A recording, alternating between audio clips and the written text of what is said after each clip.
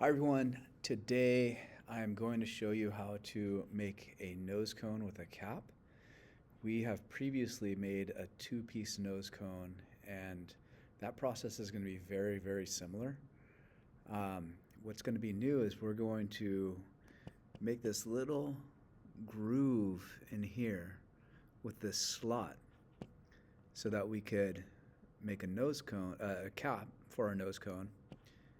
And it has these two little notches, and it will be able to slide in there, and we'll be able to twist it and friction fit it in there to protect our altimeter during our launch.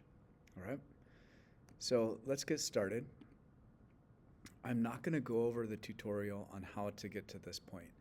There's a previous tutorial, and you've done it before, so I'm going to leave it at that.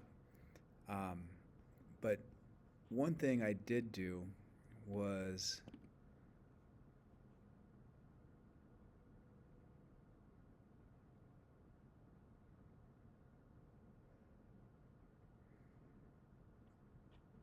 sorry, I'm looking at too many things.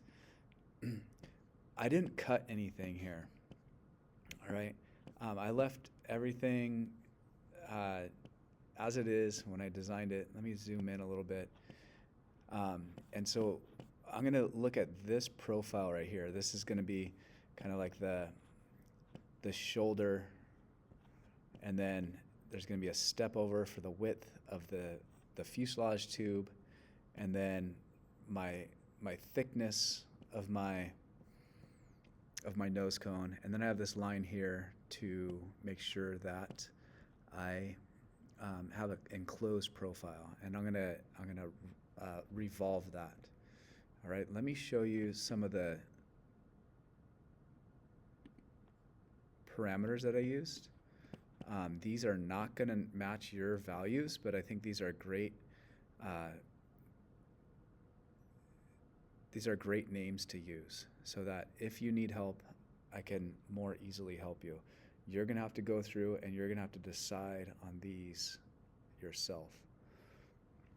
I'm going to add one more right now. I'm going to say inside diameter. I'm just going to say inside dia. And I'm going to make this my base diameter minus 2 times my nose cone thickness. You can make formulas in there, which is really awesome.